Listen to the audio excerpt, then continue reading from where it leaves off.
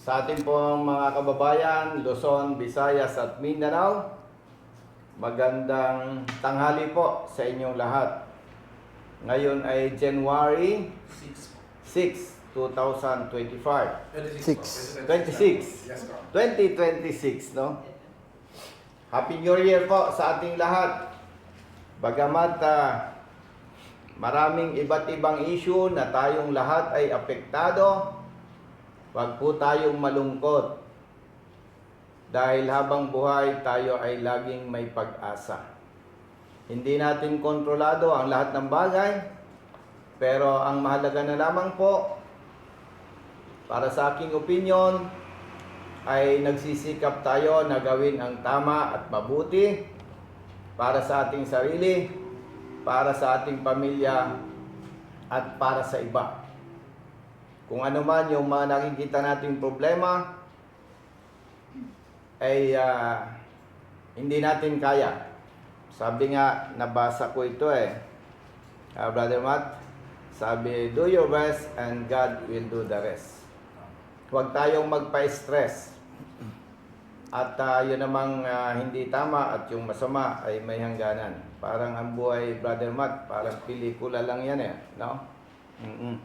At magsikap na lang tayong maging mabuti. Hindi man kayang maging perfecto, pero magsikap tayong maging mabuti. Kaharap ko po ngayon si Tatay, Mr. and Mrs. Renato Messina from Nueva Ecija. Opo. Pero kayo ay kasalukuyang nakatira sa 13 Martires. Hindi, sa General Trias po. General Trias, Cavite. Nag-request po tayo kay Tatay Renato na kung maaari magkaroon tayo ng live streaming ngayon, Brother Matt. Yes, bro. Para yung naranasan po niya ay maging aral sa iba. Tama ba, Tatay? Opo. Kaya maraming salamat. At syempre, hindi natin pwedeng kalimutan ang pagpapasalamat unang-una sa lahat, syempre sa Diyos, no? At binigyan tayo ng lakas, katalinuhan, at kakayahang tumulong sa kapwa. Hindi naman natin ito kaya, Brother Matt, Yes, bro. kung wala tayong lakas, katalinuhan at kalusugan na galing sa Diyos. Kaya una sa lahat, Tatay, salamat sa Diyos. At binigyan kami ng pagkakataon na makatulong sa inyo. Ano po? At pangalawa, sa LTO Chief, Tatay, kay Assistant Secretary Marcos B. Lacanilaw. Siya po ang pumalit kay ASEC Vigor Mendoza. Dahil sa kanya pong mabilis na pagpapaimbestiga nitong ating idinulog sa kanya. Dahil alam nyo, kaya highly appreciated si ASEC Lacanilaw. Brother Matt, galing tayo sa government service, more than 30 years. Naging kasanayan na kasi diyang, Brother Matt. Sabi nga no iba, kung walang pokpok, hindi lulubog ang pako No? Ibig sabihin, Tatay, kung walang tag dito, walang instruction, ang LTO Chief, hindi natin alam kung kailan ito lalabas. Hindi naman tayo pwedeng magdikta, hindi pwede tayong mag-demand. Kaya itong mabilis na paglabas ng resolution, hindi ito magaganap, Tatay, kung hindi dahil kay ASEC Marcos Lacanilaw. Kaya pinapalam natin sa ating mga kababayan yan na siya po ang unang-unang na dapat nating pasalamatan, Brother Matt. Kasi tayo naman, instrumento lang no?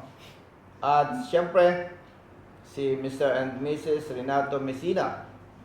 Dahil kung hindi naman kayo nagsumbong, Tatay, sa amin, wala kaming magagawa. Kaya ganun din po sa ating mga kababayan na nagsusumbong at dumudulog sa amin maraming salamat po. Dahil anuman ang aming pagsisikap na isulong itong ating advokasya, wala kaming magagawa. Brother Matt, kahit gusto natin, kung walang sumbong, walang dumudulog, wala tayong uumpisahan, wala tayong aaksyonan. Kaya sa inyong lahat po, maraming salamat po. At syempre, sa RSAP, Brother Matt, Yes po. sa ating lahat sa RSAP, sa lahat ng mga nagtitiwala at sumusuporta, maraming salamat po sa inyong lahat. At siguro yung iba nating mga babayan naghihintay na ano ba itong agenda, ano ba itong tatalakayin ni Colonel Bosita ngayong umagang nitong tanghali na to.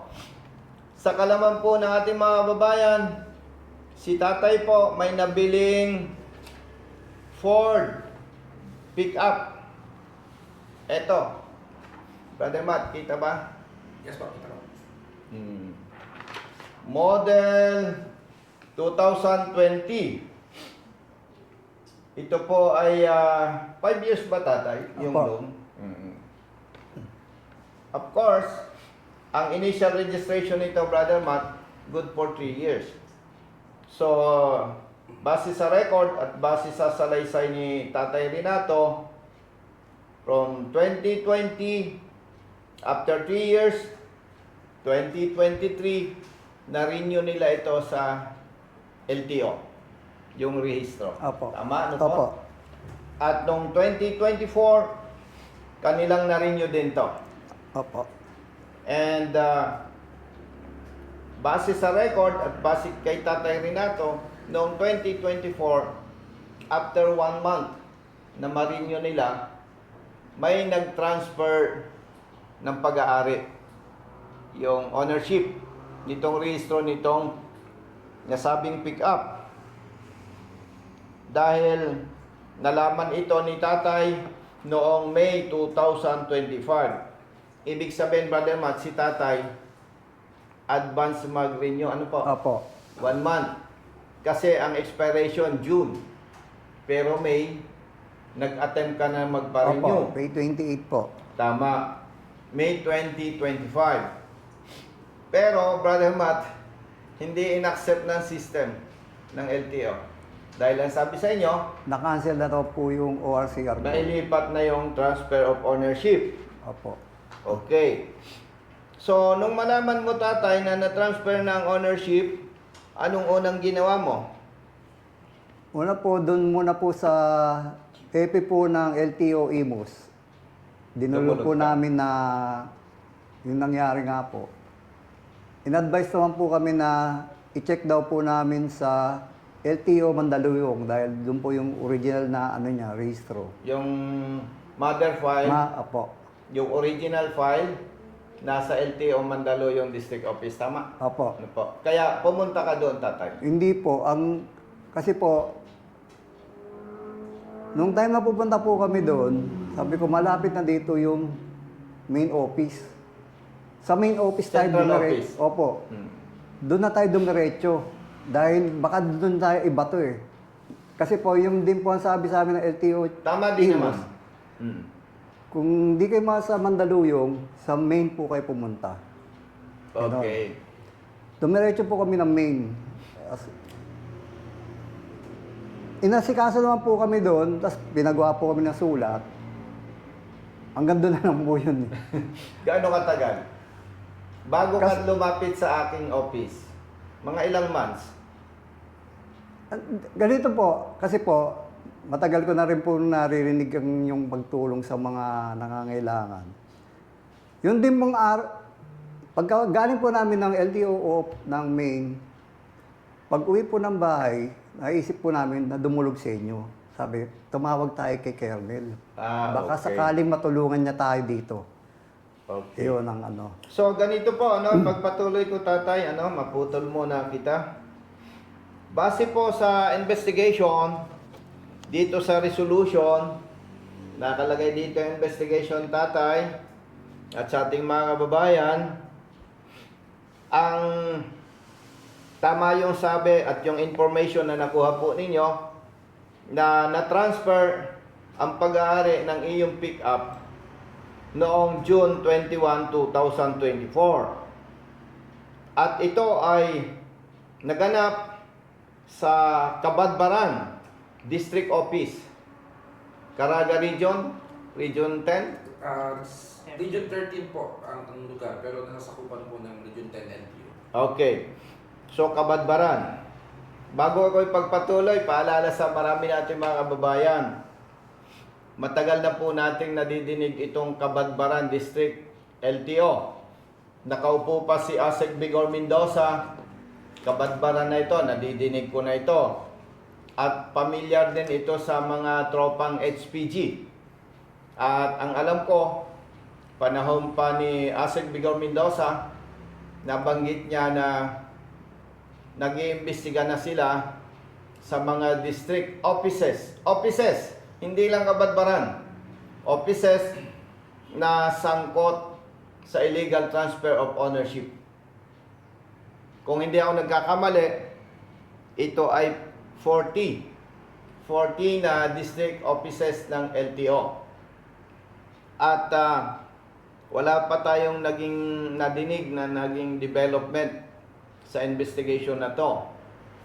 Siguro, hindi nila alam kung saan sila magsisimula. Ang maganda nito, si Asek Marcos Lacanilaw, talagang napakabilis kumilos at pinaimbestigahan ito. Kaya, Brother Matt, may pagsisimula na sila. Tama. Nabanggit ko lang ito sa mga kapatid natin, sa mga kababayan natin. Kapag nadinig noong Cabadbaran at ang inyong binibiling sasakyan ay second hand, galingan po ninyo. Galingan ninyo. Magkonsulta kayo sa HPG at magkonsulta kayo sa LTO. Siyempre, kung ang record ay Cabadbaran, siguro hindi kayo dapat doon magkonsulta. Dahil baka magka-problema kayo. No? Siyempre, tatago nila yan. So, to continue, Brother Matt, Yes po. na-transfer itong pick-up Ford ni Tatay June 2024. Base sa investigation ng LTO, Central Office. At noong July 20, June, yun yung nabanggit sa resolution. At noong July 2025 pala, nagpadala ng memo ang Central Office sa LTO District Office ng Cabadbaran. At yung araw din na yon, nagpadala ang LTO Central Office ng memo sa LTO Mandaluyong District Office sa NCR. Brother Matt. Yes po. At base sa reply nitong LTO Chief ng Mandaluyong District Office noong October 22, 2025, teka pala, nagpadala si LTO Chief ng memo July 2025. July, August, September, October.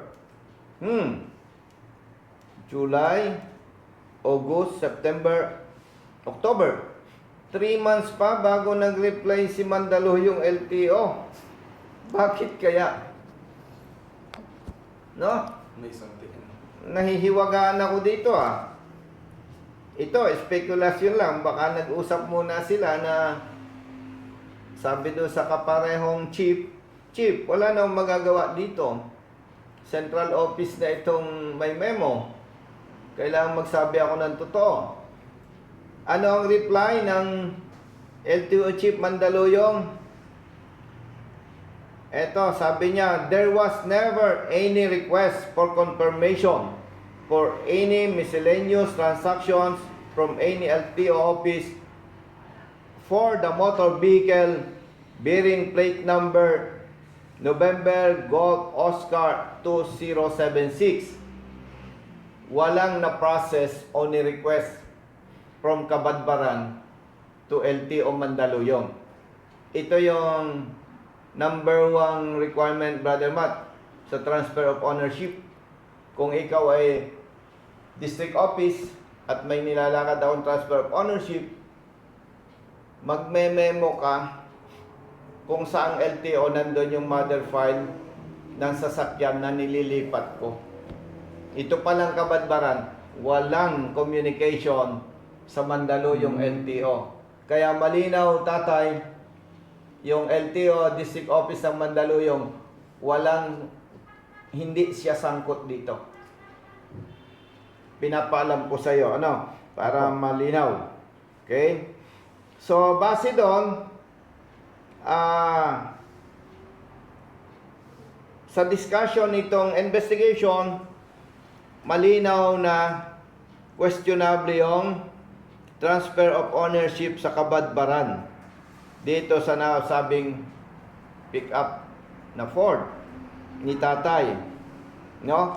Dahil dito sa discussion ng resolution ng LTO, talagang hindi pwedeng hindi dadaan do sa district office or office ng LTO nanay kung saan nakarehistro yung sasakyan. At doon pa lang, madali nilang nakita, Brother Matt, Yes, ma'am. na may anomalya dito sa transaksyon na to. At ipapaalam na rin natin kay doon sa kasalukuyang by the way, baka malito ang ating mga kababayan, Brother Matt, Yes, ma'am. dahil nabanggit natin yung illegal transfer of ownership. Ito ang sasakyan ni Tatay Renato. Okay? Hindi niya ma-renew yung rehistro, Brother Matt. Yes, ma'am. Bakit? May nag-renew ng pick-up. Kaparehong kulay, kaparehong model, kaparehong plate number. Ito ang malinaw. Bagamat wala tayo sa puder para magbigay ng conclusion, malinaw na yung hawak na sasakyan nitong si Ma'am Rochelle ay kambal. Ano yung kambal? Pag pumunta ka doon sa Agusan ba, tatay? Opo. Agusan del Sur. Pag nakita mo itong pick-up na to at may kaparehong plaka, kambal yan. Dahil ang tunay na sasakyan at may lihitong yung dokumento, may engine number, and etc. Simula noon hanggang ngayon, hawak ni tatay. Kaya, Ma'am Rochelle, from Agusan del Sur, check mo ang pick-up mo. Pwedeng yan ay karnap. Kinambal. Ginamit ang identity ng pick-up ni tatay. Kaya, pinakamabuti, Ma'am Rochelle, ipacheck mo na itong pick-up mo na minamaneho mo. Baka yan ay nagamit pa sa krimen. May tinatawag tayong mistaken identity. Baka magka-problema ka. Kaya pinakamaganda po, Ma'am Rochelle, Agusan del Sur, na may hawak nitong ganitong kaparehong pick-up, dumulog na po kayo sa PNP Highway Patrol Group para wag nang lumaki ang inyong problema. At kung sino man ang nagbenta niyan, para mahabol nyo, humingi na rin kayo ng tulong sa PNP Highway Patrol Group. Doon sa nakakakilala kay Ma'am Rochelle, na ganito ang pick-up na minamaneho, pakisabi po ninyo, pinapayo natin, dumulog siya sa PNP Highway Patrol Group para matulungan siya kung sino man ang nagbenta, mahabol, at kung may kinasasangkutan ito sa krimen, as early as possible, maging malinaw na sa authority na kung siya ay walang kinalaman o hindi siya sangkot, maklear na po yung kanyang pangalan. So, again, going back, pinapaalala po natin sa ating mga kababayan na mahilig bumili ng mura at maganda, mag-ingat po kayo. Magkonsulta sa regional office ng LTO kung saan lugar kayo bibili ng sasakyan. Bakit sa regional office ng LTO? Katulad nung ginawa ni tatay, nung nakita niyang nagka-problema sa central office. Bakit po kailangan sa regional office ng LTO kayo dumulog o lumapit? Eh baka Brother Matt, ang mapuntahan mo naman yung district office na kung saan sangkot yung napagtanungan mo. Eh di mapapaglaruan ka, makakabili ka ng may problemang sasakyan. Buti sana Brother Matt, Yes po. kung 5,000 lang yung Sasakyan. sasakyan. Eh usually yan, 500,000, 700,000, 1 million. At saka masama naman sabihin, no? Eh kung ninakaw mo lang yung pera mo, okay din. Bawi lang. Pero kung alam mo, yung mga bumibili ng second hand sasakyan, dugo at pawis ang puhunan dyan eh. Tama po. No? At ayaw ko na lang pangalanan yung iba, marami na ang biktima. Yes po. Kaya again, ASEC Marcos Lacanilaw sir, maraming salamat sa iyong napakabilis na aksyon. At yun po, meron na kayong malinaw na ebidensya at may pagsisimula na kayo. Kaya umaasa po tayo na ito ay patuloy ng masusupil itong illegal transfer of ownership. Kawaawa po yung biktima. By the way, Brother Matt, no? Yes po. Para sa kalaman ng ating mga babayan, hindi ito yung unang dumulog sa atin. Tama po. Paalala lang, doon sa mga nahuli ng LTO na kolorom, alleged kolorom. Kasi kanina lang may tumawag sa akin, ang sakay mga kapamilya, Apo. at nag-share doon sa pang-diesel, hinuli ng LTO, kolorom. So, hindi lahat po ng nahuhuli na kolorom ay totoong kolorom. Tama. Yan po ay base sa definition nitong kolorom. No? Yes. Yung mga elements. Paalala doon sa mga nahuli na kolorom ang sasakyan, kung may oras kayo, bumalik kayo sa LTO, check ninyo yung inyong sasakyan. Isingit ko lang ito, Brother Matt, yung humingi ng tulong sa atin, no? Yung kanyang van, Toyota, ano to, Grandia, tinubos. May iba tatay tumubos, nagbayad ng multa 200,000. Tapos na-transfer ang ownership at na-ibenta sa buy and sell. Buy and sell, paalala po, mag-ingat kayo. Ang daming nabebenta ngayon na sasakyan na illegal ang transfer. Alam mo, Brother Matt, kawaawa din yung tumubos. Tama po. Teka pala, kawaawa ba? Parang hindi naman. Dahil yun lang yung kanyang, dahil sa mali niyang ginagawa. Bakit ka mo? Tinubos niya. Tapos nabenta sa buy and sell. Nagkapera siya, ano? Parang buy and sell ang kawawa doon. Tama po. Yung Kasi, sa tulong ng LTO, inimbestiga nila, nalaman nila na illegal yung pagkatubos noong kolorom na sasakyan. At illegal yung transfer of ownership. Kaya nakansela yung transfer of ownership, nabalik sa dating may-ari, nabalik yung van. Hindi naman pwedeng makapaningil ang LTO ng 200,000 dahil pag naningil sila ng 200,000 pesos, parang lalabas, sangkot sila. Tama po. Tama? Hindi nila pwedeng singilin. Bakit? Bayad na sa LTO. Bayad na sa government. Kaya hindi ko alam kung swerte o malas. Yung dapat sana'y magmumulta, nakalibre ng 200,000 pesos. Kasi nga, hindi siya pwedeng singilin ng LTO. No? So, paalala doon sa mga nahuli na kolorom ang sasakyan, check po ninyo. At kung nawawala na ang inyong sasakyan, dudulog tayo kay ASEC Marcos V. Lacanilaw, ang LTO chief. Napakabilis kumilos talaga naman. Walang lusot. Ako'y nagtataka dito kay ASEC Lacanilaw, Brother Matt. Yes po. Akala mo, galing HPG eh. Snap po eh. Ang galing. Galing. Ang galing. Ang galing manghuli. Ang galing ng mga trabaho nila. Alam mo, pag ikaw ay chief ng isang ahensya at wala kang background Mm.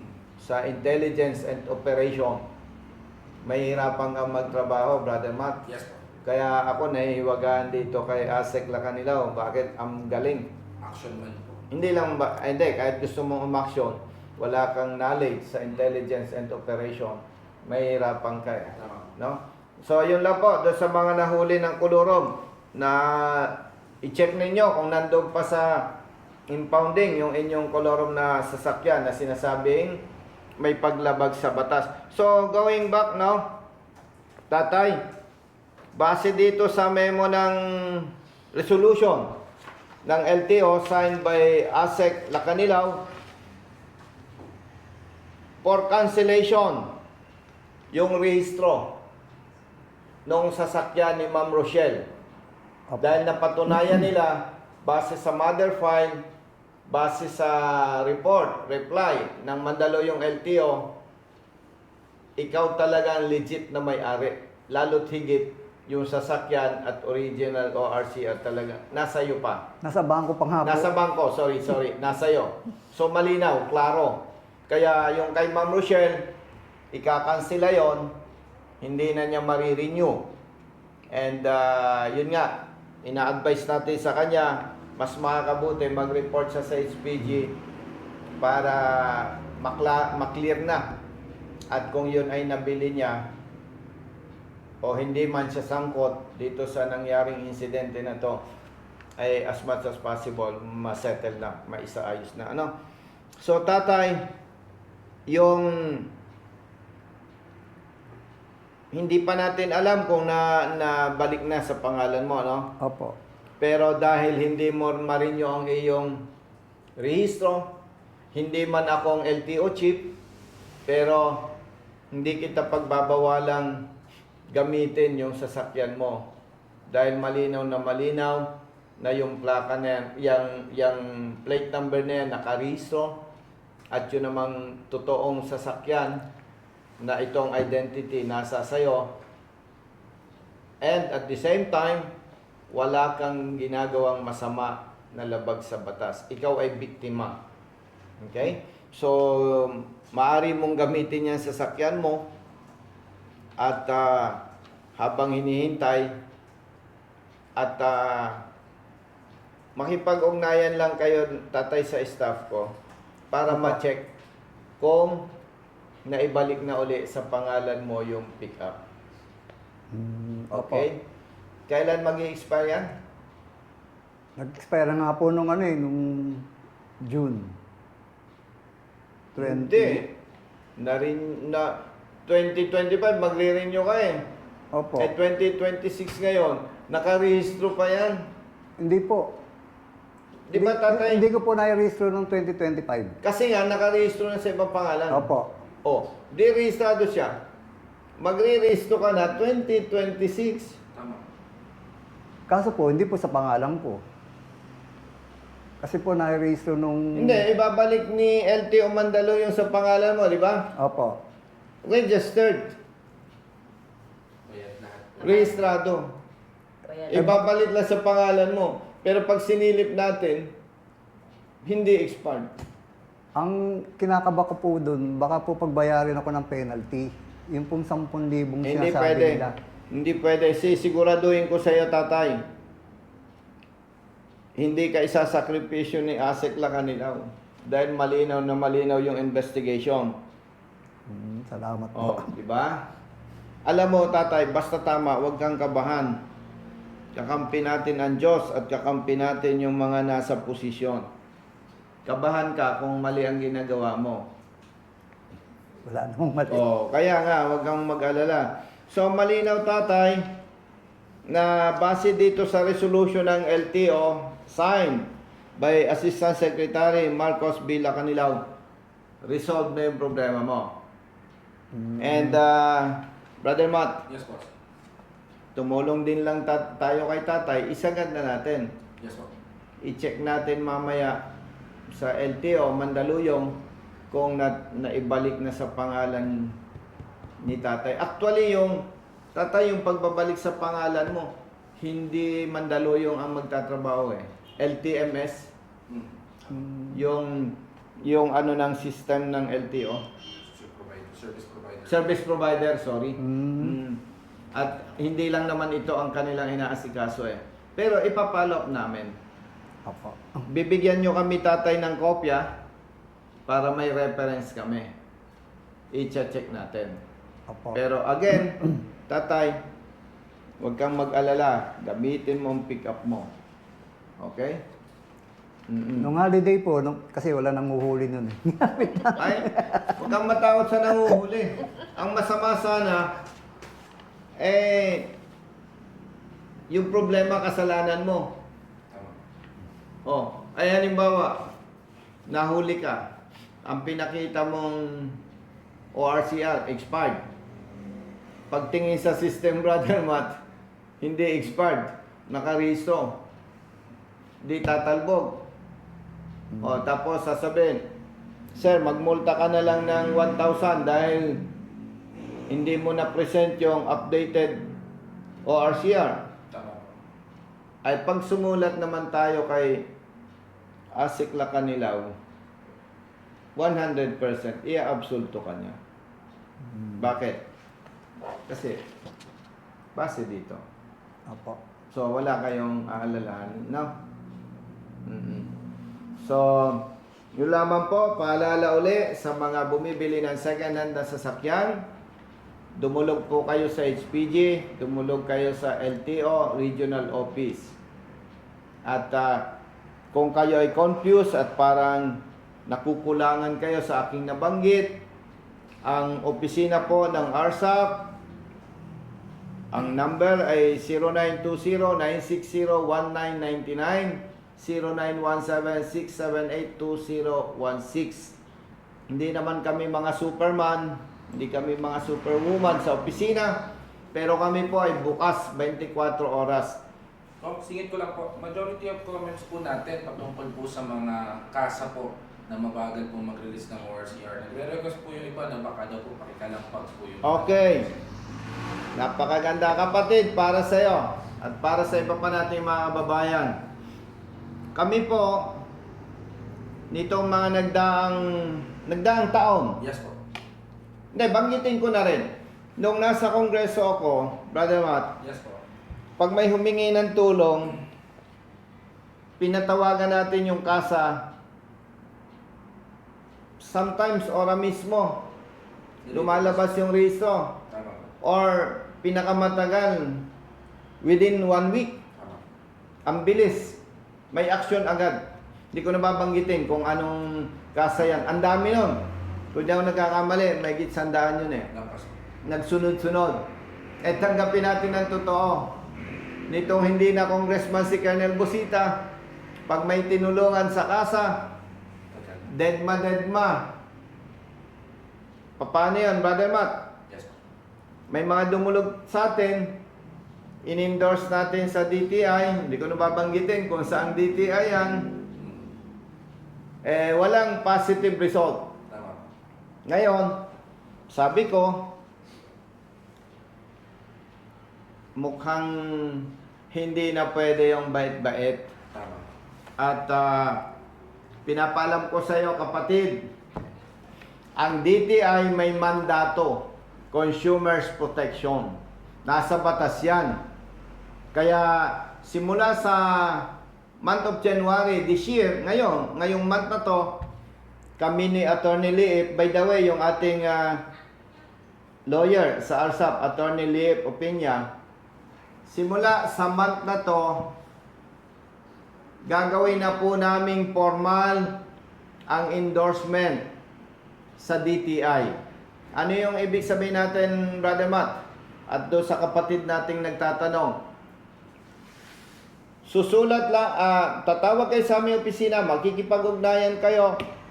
Ang gagawin po natin, kung ikaw ay taga Rizal, ikaw ay taga Cavite, Bulacan, Laguna, kung anong probinsya ka nandoon, susulat tayo sa DTI. Now, ang DTI may mandato. Ipagpalagay natin, mas maganda sana kumilos agad ang DTI. No? Brother Matt? Yes po. Doon sa span of time na talagang dapat nilang gawin. Pero ipagpalagay natin, halimbawa lamang naman to, hindi naman tayo nag-speculate. Para baka sasabihin ng ating mga kapatid na riders, baka kwento lang yan kay Colonel, para malinaw sa inyo. Okay, assumption lang to. Sumula tayo sa DTI, hindi kumilos ng tama, parang napabayaan, o anuman ang dahilan, hindi nabigyan ng proper attention ang ating idinulog sa kanila. Magsasampa tayo ng complaint sa ombudsman. Bakit? For what ground? Hindi nila o niya ginagampanan yung mandato na dapat niyang ginagawa. Kaya pinapaalam ko sa inyo para malinaw sa inyo ano yung ating gagawin. Susulat tayo sa DTI para i-address, ipatawag ang kasa, at kung sakasakali hindi tayo satisfied sa kanyang performance, magpapail tayo ng complaint sa ombudsman. So, ang DTI po may kapangyarihan para supilin at disiplinahin itong mga dealers, itong mga kasa. At maliban pa po dyan, kausap ko na po yung ating mga kaibigang abogado, pati si Attorney Liip, Brother Matt. Yes po. Pwede rin tayong kasabay magsumbong sa LTO. Dahil ikaw pala, Brother Matt, kung dealer ka ng sasakyan, accredited ka ng LTO. Tama po. Ibig sabihin, pag nakita ng LTO na valid ang ating complaint at hindi inaksyonan ng kasa, may kapangyarihan sila na i-terminate ang kanilang accreditation. Pag terminate ang kanilang accreditation, sarado ang kanilang opisina, ang kanilang negosyo. Doon sa particular branch. Hindi naman ibig sabihin pangkalahatan. Yung particular branch lang na yon. Kaya binanggit ko po yan para ipaalam sa mga kapatid nating riders na ilang weeks na, ilang months na, wala pang ORCR ang inyong motorsiklo, makipag-ugnayan po kayo sa amin. Hindi na po tayo bait-bait ngayon. Puro black and white na tayo. At kung hindi kikilos ng tama, magsasampa na po tayo ng kaso. Yan po ay ginagawa natin. Hindi yung kwentong barbero. At doon po sa mga kapatid nating pulis, o kaya doon sa mga nanonood ngayon, baka may kapamilya kayong pulis, kami po ay hindi nakikipag-away sa pulis. Hindi lamang po namin pwedeng pabayaan ang mga motorista na nabibiktima ng maling panguhuli. Yan sa muffler, yung sinasabing expired registration. Kawawa naman po. Ang multa sa muffler, 5,000. Ay kung mali ang huli, Brother Matt, kawawa yung rider. Tama. Ang multa sa expired registration, 12,000. Kawawa naman yung inyong nabibiktima. Hindi naman pwedeng sorry na lang. Kaya black and white po tayo. Hindi kami nakikipag-away sa pulis. Kailangan lamang po na protektahan natin, Brother Matt, ang mga maliliit na motorista na walang kakayang ipagtanggol ang sarili. At Brother Matt, eto rin ang isang nakakatawa, hindi mo alam kung nakakatawa o nakakainis. Nung hindi na tayo congressman, may mga LGU na rin na nagpapakumpiska ng lisensya. No? Dami na rin. Meron akong classmate, chief ng traffic. Opo. Sabi ko, classmate, advokasya lang, walang personalan. By January, magsasampa na tayo ng complaint sa ombudsman laban sa chief ng traffic at sa mayor. Para saan yun? Yung nagpapakumpiska ng lisensya. Bakit po kailangan nating pigilan yan? Una, sinasabi po ng batas, kapag hindi LTO enforcers or hindi deputized ng LTO, bawal magkumpiska ng lisensya. Number 1. Number 2, bakit madiin tayong nakabantay dyan?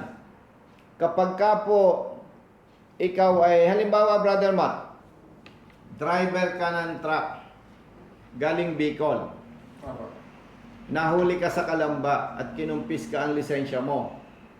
Paglabas mo ng Kalamba, ang trato sa'yo ng police o ng enforcer, Wala nang lisensya. driving without license. Tama po. Taga Bicol ka, driver ka ng truck, taga Mindanao ka, makukutungan ka talaga. Tama po. Dahil pwede nilang i-impound ang sasakyan mo. Kaya talagang malaking perwisyo yan.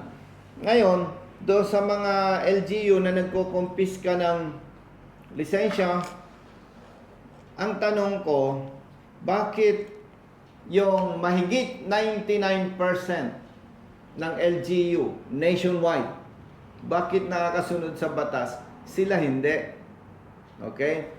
So, doon po sa mga lokal na pamahala na nagkukumpiska ng lisensya, advocacy lamang po ito. Walang personal interest. At kami po ay hindi nakikipag-away.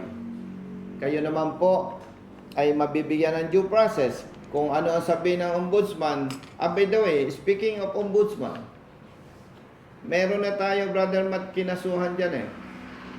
Noong congressman pa ako. No? At alam mo magandang naging resulta nito. Itinigil nila ang pangungumpiska nila ng lisensya. Kilalang kilala yung LGU na yan. Ay siyempre, respeto sa dating mayor, ayaw kong pangalanan. Kahit yung mga LGU na nagkukumpiska tatay ng lisensya, ayaw ko namang pangalanan. Respeto sa kanila. Kasi, Brother Matt, pwedeng hindi alam ng mayor yung ginagawa ng kanyang chief ng traffic. Pero yun lang at wala tayong ibang interest dito. Basta ang masasabi lang natin, Brother Matt, puro more on black and white na tayo. Tama. Hindi na yung pakiusapan, hindi na yung bait-baitan. Kasi kailangan nating supilin yung maling panguhuli dahil kawaawa ang mga motorista. Lalo na yung mga galing pa ng Visayas at Mindanao at yung malalayo na galing pa sa parte ng Northern Luzon. No? Yun lang. At yun lamang po. Again, sa mga dumudulog, nagtitiwala at sumusuporta sa ating advokasya, maraming salamat po. Mabuhay po tayong lahat. Happy New Year. God bless.